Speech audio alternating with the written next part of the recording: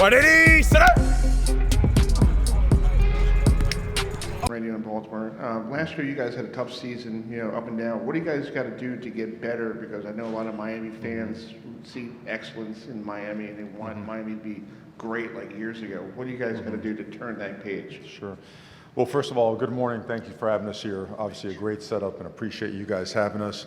And it's an honor to be here with these three guys because relative to your question, it starts with that right there. Elite people that are elite athletes and that hold really, really high standards. So eager to get to camp so we could put all that to good use. And bottom line is just to get to work, not worry about anything or anyone, and just get to work and put to good use this hard work that we have done.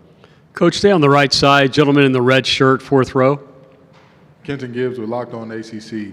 Coach Cristobal, you've had as many as 4 players mocked as first-round draft picks in the upcoming draft, and the question becomes, because Miami has always had great players coming through, how do you materialize that talent into success and wins that are on pace with your and Miami fans' expectations?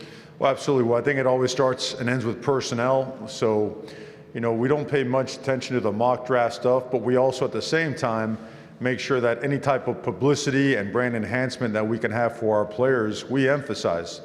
That's important. So there's no question that we do have some really talented young men that are working really hard, and we're surrounding them with more and more and more. And when Miami looks a certain way, the locker room is littered with that caliber of player and person. And then also littered with a coaching staff that knows how to put personnel to good use, put guys in the right positions to make plays, making sure that we're teaching at a high level, that the onus of learning the system is as much on the player as it is a coach by doing it together. So it's as simple as that. And, our track record, we've had great success developing some guys to really high levels to go on and play long careers in the NFL. That's certainly a huge part of our goals, as well as the academic component and graduating with a big-time diploma from Miami. Coach, left side, third row. Hi, Coach. Mason Horodisky with WHAS in Louisville. It was announced yesterday that you guys in the Cards are going to be playing for the Schnellenberg Trophy going forward. Just want to get your thoughts on that game, what Coach Schnellenberg maybe means to you and what it means playing for that trophy. I love Coach Schnellenberger.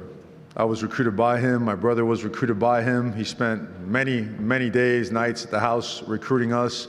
I'm more fond of the pipe than the boots, quite honestly, but I think it's the right type of honor to honor Coach Schnellenberger, what he did for the University of Miami, what he's done for the University of Louisville, what he represents in terms of football. He made the game better. He was a great man. Often we refer to him a good amount of times, and he is just a significant contributor to the game of football and our community. So we're honored to have the opportunity to honor him. Coach, to your right side, follow the aisle up the middle. Sir, if you'll please stand and ask your question.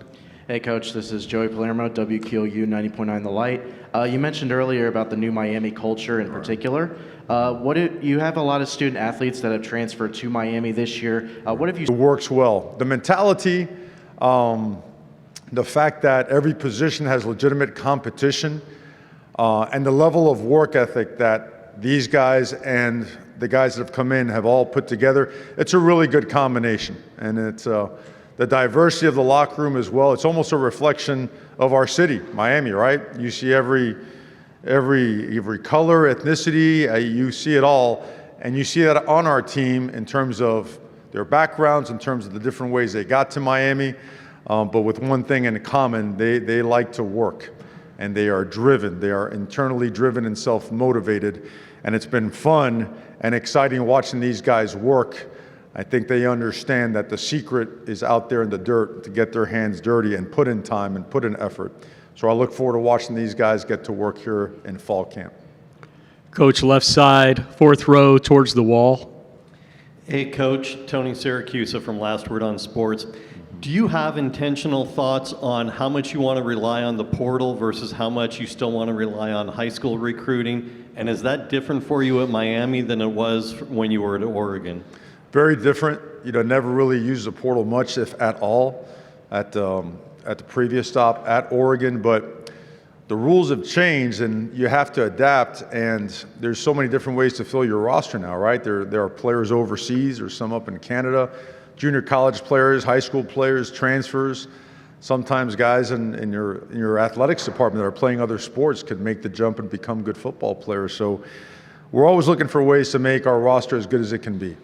And so I hate to put a cap on it, but you know, the importance of high school recruiting is still going to be at the forefront. I mean, player development, and that word development always has to be an important and a sacred word when it comes to football. And I'll tell you why.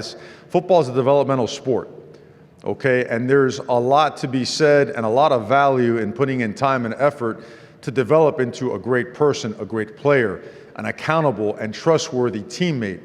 And we don't want to stray from those principles and values.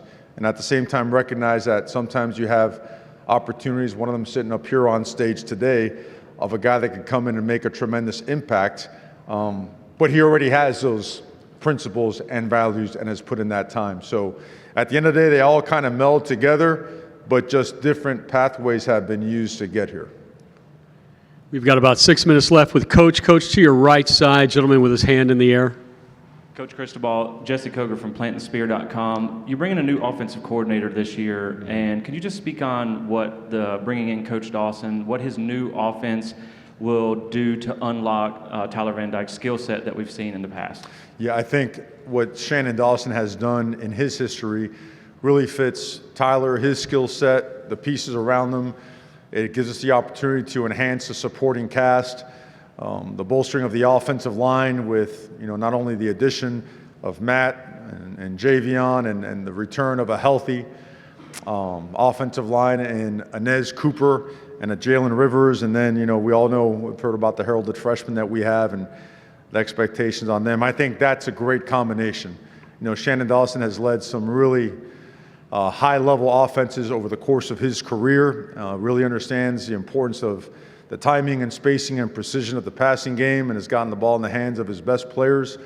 And he's been a hit. You know, he's been a guy that our team instantly recognized that, man, this guy's, not only is he a really good coach, he's a really good person. We can connect here, and probably one of the best things, and I think this is important to say because Miami's always been really, really good, but Miami was filled with people that really want to be at Miami.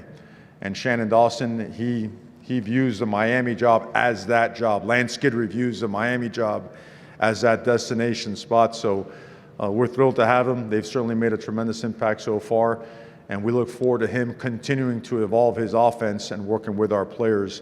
And I think, well, I'll let Tyler expand on his feelings on the offense when you guys get him up here. Stay on the right side, returning to the third row. Hey, Coach. It's Chris Heidel from Herbert in Baltimore. So let's talk about your transfer offensive linemen from Alabama. How great are they in addition to your team? Yeah, large human beings, right, that move things, you know, a long ways. Javion's got a lot of experience. Certainly has played at a high level, one of the better linemen when he was playing in the SEC. And then a guy like Matt, you know, again, arguably the best, if not one of the best centers in the country, who is looking to enhance his game. I think he's, I hate to put you out there, 20 pounds? How much weight? Something like that. He still fits in the suit, so that's good. But, you know, he's worked really hard along with the rest of the guys to change their bodies and enhance their game. He wanted to be challenged at the highest level. These guys, you can push them and you can work hard because there's several goals that come with this. Your team, being a great teammate, being a great player, having a great team, great offense, dominant offensive line. One day play in the NFL, but not just get to the NFL, stay in the NFL. And you couldn't ask for a better group of transfer portal offensive linemen than what we were able to be blessed to have. Coach, thank you.